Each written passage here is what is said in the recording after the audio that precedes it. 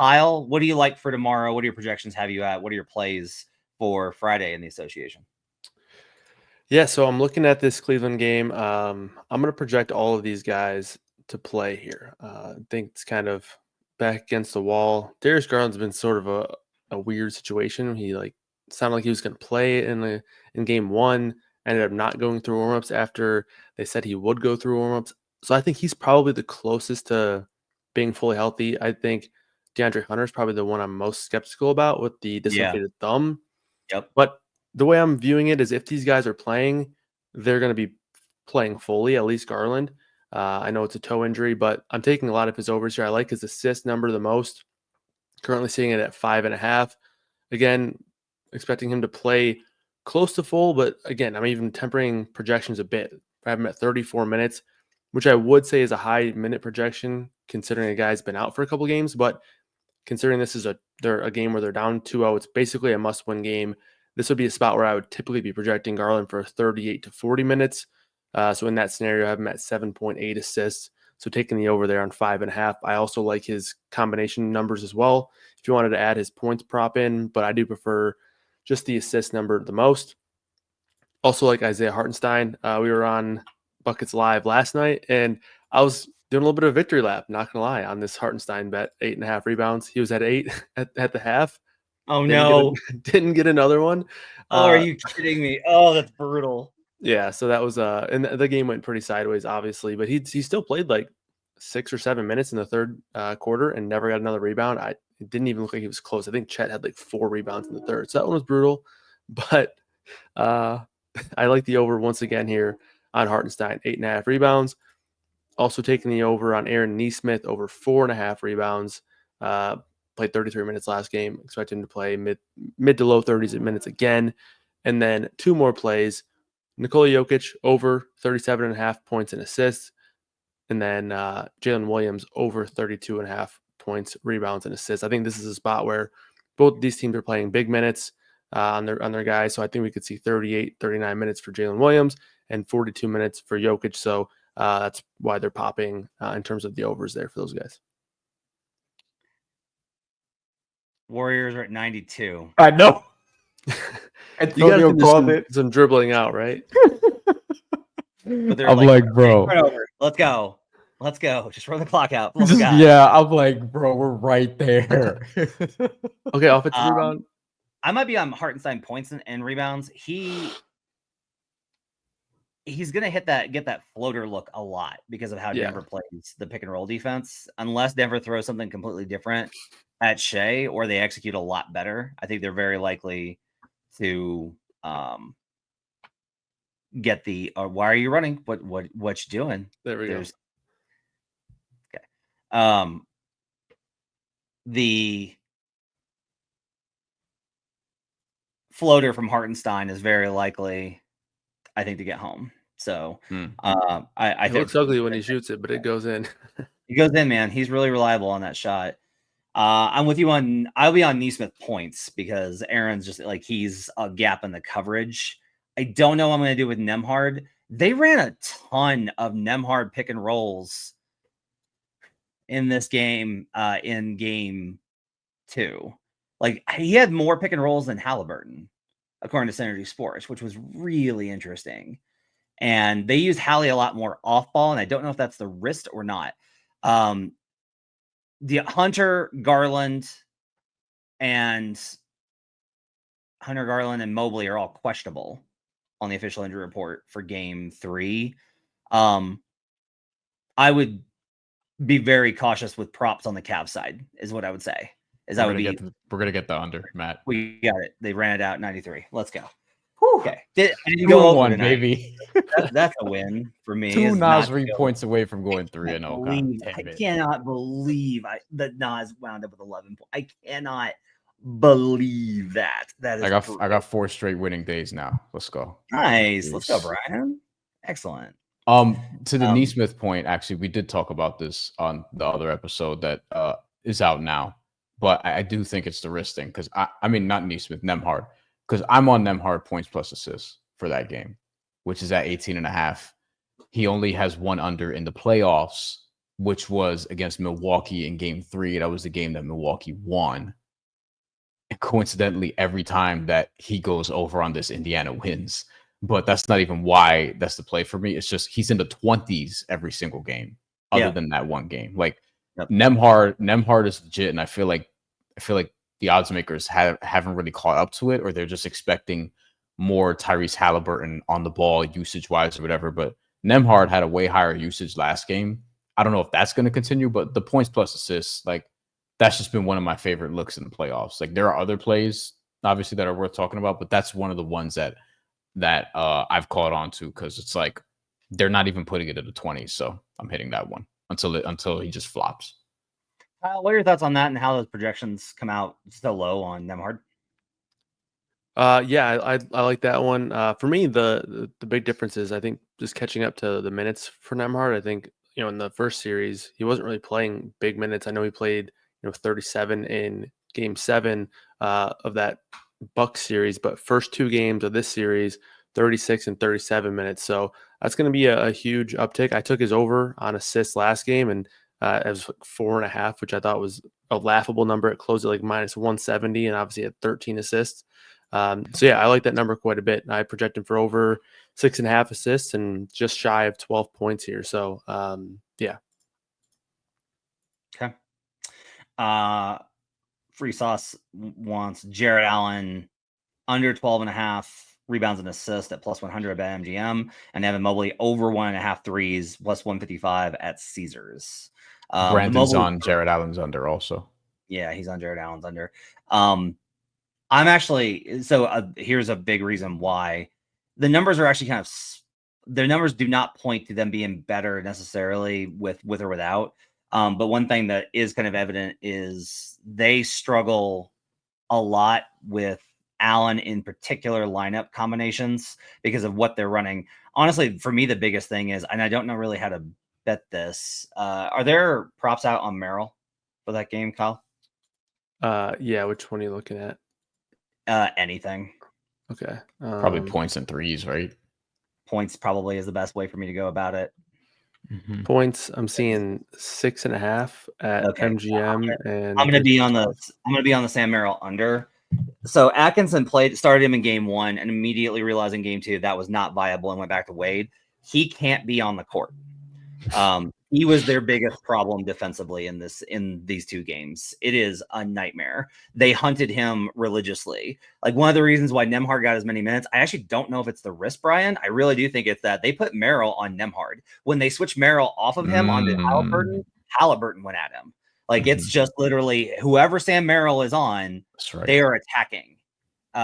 They're attacking with that player. So I think I'm going to be on under 6.5 for Sam Merrill in this one. I get it from Free Sauce. He says over 6.5. I think I get it because it's like, look, if he hits 2 threes and a layup, then he's home. I just don't know if he's playable in this series. Like they need to play Strus. They need to get honestly, I'm not even kidding. I will feel more confident in the Cavs' chances of winning this game if DeAndre Hunter plays than Darius Garland. Like he is way more important for what they need to do. They should have started DeAndre Hunter in game 1. They should have played Dean Wade off the bench, and Sam Merrill needs to be getting like very, very, very limited Free Sausage says he's just given the line. So yeah. But he agrees with your cap on him. Should I mention my other plays or no, because it's in the other episode? Or should I just mention it for the people here? Yeah, throw it out there. So for Cavs Pacers, I mentioned Nemhard points and assists 18.5. I also took Donovan Mitchell early at over 29.5 points. And I feel like even if the Cavs are relatively healthy, although Darius Garland is the one that's shaky to me, like I'm not sure he's going to be there. But like Donovan is probably going to have to gut another one out here. I don't think he's going to necessarily shoot 30 times from the field and get 21 free throw attempts again. But I would have thought that this number would be in the low 30s. So I like his chances at cracking 29.5. And I almost feel like if Cleveland's going to stay alive in this series, he might have to, even if Evan Mobley's out there and even if DeAndre Hunter's out there. Garland, if he plays, maybe that looks a little bit different, but I don't expect Garland to like be awesome right off the bat because he's going to be rusty. It's been a couple weeks since we've seen him and all those different things. And Donovan Mitchell, like one of the things we talked about with this Indiana defense, while the defense is better, like I don't know if people have appreciated how much better the defense has gotten. Like this is not the Indiana Pacers from last year. They're much more balanced. They don't need to play as quickly because they can score in different ways, but also their defense is better than it was last year by a pretty good margin. And but one of the areas that they're more vulnerable in still is just in the paint, and Donovan Mitchell can get in the paint. And he's pretty much shown that whenever he feels like it, just about like he can get into the paint. And I also have Cleveland first half -1.5 because again, the game lines have been scaring me, and Indiana, similar to the Knicks, probably not quite as dramatically, or in a high profile way, but they've had some good fourth quarters. So while I think Cleveland should, I feel like everything I know about basketball has been questioned in this round because we're getting like a March Madness style NBA playoffs. So I'm just going to roll with Cleveland in the first half. And it'll be alarming if Indiana's the one that gets off to a fast start because Cleveland's season feels like it's very much on the line here.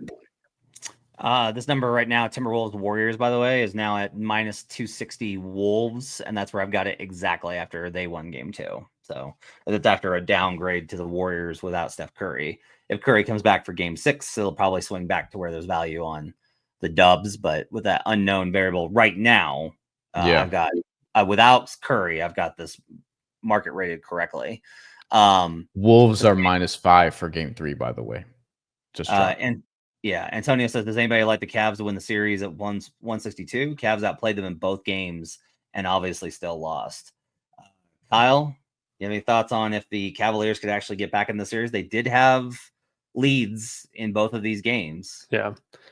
I mean, for me, I probably need a better number than 162 to be super enticed just because of the fact that I still don't know about the injuries. Like I am projecting these guys to play because like I'm thinking that if they possibly can play, they will be playing.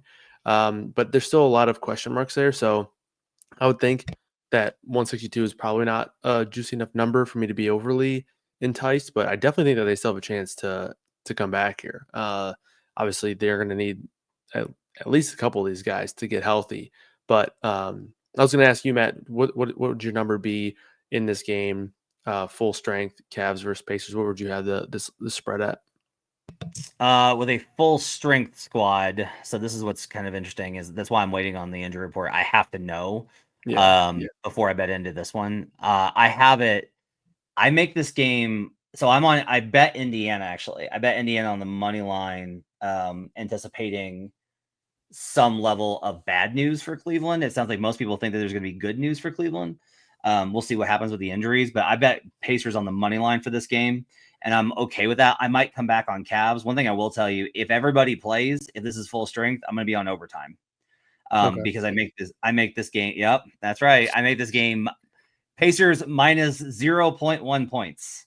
So that is what I make this at full strength is -0.1. So I'll be on overtime if this one gets, which makes sense because these games have been close down the wire. Yeah. I think these two teams are probably pretty even with where the Cavs are at. Now, the Cavs are probably due for one game where things go normally, but I also just think I will say the Pacers have just gotten them out of their comfort zone.